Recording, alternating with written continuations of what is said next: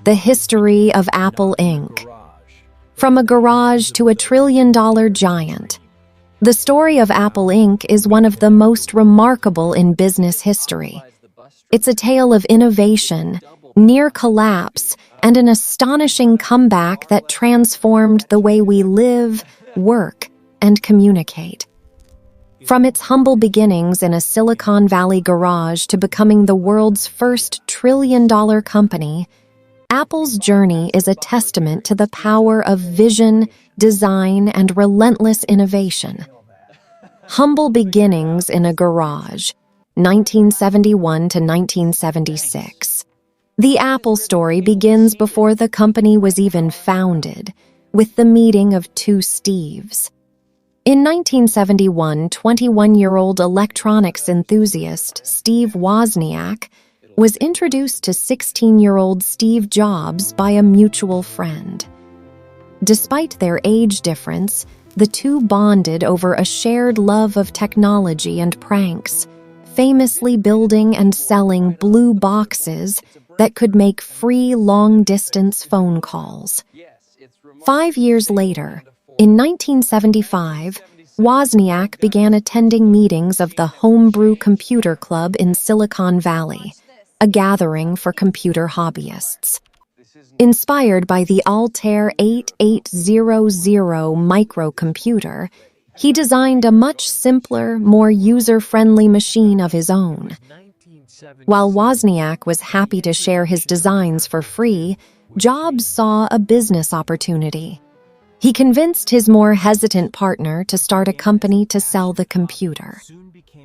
On April 1, 1976, Apple Computer Company was founded as a partnership by Steve Jobs, Steve Wozniak, and a third man, Ronald Wayne. Wayne, a colleague of Jobs from Atari, was brought in to provide business acumen but quickly had second thoughts. Fearing personal liability from the debts the fledgling company would take on, he sold his 10% stake back to Jobs and Wozniak for just $800 just 12 days later, a decision that would later be called the world's most expensive mistake, as his stake would have been worth over $100 billion. Operating out of Jobs' family garage in Los Altos, California, the pair built the first 50 units of the Apple I. They funded the venture by selling Jobs' Volkswagen van and Wozniak's programmable calculator. The Apple I was a bare circuit board. It didn't come with a monitor, keyboard, or case. It sold for $666.66 through a local electronics store, the Byte Shop, which had placed the crucial first order. The Apple II and a historic IPO, 1977 to 1980. The Apple I was a promising start, but it was the Apple II, launched in April 1977, that truly ignited the personal computer revolution. Unlike its predecessor, the Apple II was a fully assembled computer with a sleek beige plastic case. Most importantly, it was the first mass-produced computer to feature color graphics, a revolutionary feature that made it a hit with both home users and schools. To help guide the company's explosive growth, Jobs and Wozniak brought in Mike Markkula, a retired Intel executive who provided crucial business expertise and a $250,000 investment in exchange for a one-third stake in the company.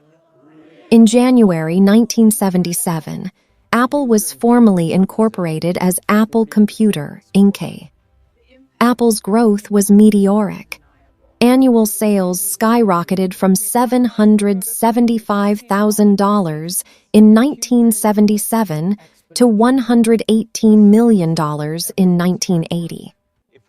On December 12, 1980, Apple went public in the largest initial public offering, IPO, since the Ford Motor Company in 1956. The offering created over 300 millionaires overnight, including Jobs and Wozniak, and set the stage for Apple's future as a major corporate player. The Macintosh era and the departure of Steve Jobs, 1981 to 1985. In 1979, Steve Jobs visited the Xerox Palo Alto Research Center, PARC, and saw a revolutionary technology, a graphical user interface, GUI, with windows, icons, and a mouse. Convinced this was the future of computing, Jobs directed Apple to incorporate it into two new projects, the Lisa and the Macintosh. The Lisa, aimed at the business market, was launched in 1983 but was a commercial failure due to its exorbitant $9,995 price tag. The Macintosh, launched the following year, was aimed at the consumer market. Its introduction is legendary, thanks to the 1984 Super Bowl commercial directed by Ridley Scott. The ad, which depicted a dystopian future being shattered by a new Mac, was a cultural sensation and cemented Apple's reputation as the rebellious challenger to the corporate establishment personified by IBM. However, the initial excitement for the Macintosh faded as its high price and slow performance became apparent. This led to a power struggle between Steve Jobs, who wanted to push the Mac's boundaries, and John Scully, a Pepsi executive Jobs had famously recruited by asking, "Do you want to sell sugar water for the rest of your life? Or do you want to come with me and change the world?" The board sided with Scully, and after a failed attempt to oust him, a devastated Jobs resigned from Apple in September 1985.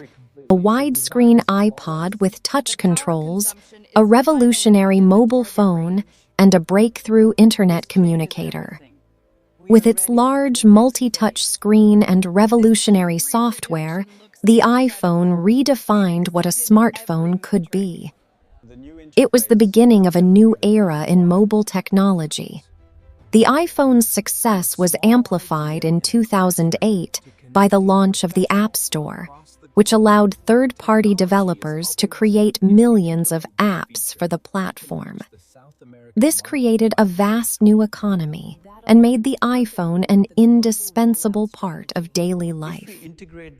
In 2010, Apple entered yet another new product category with the iPad, a tablet computer that created a market where none had existed and quickly became the dominant player in the space. The post-Jobs era, the Cook legacy, 2011 to present.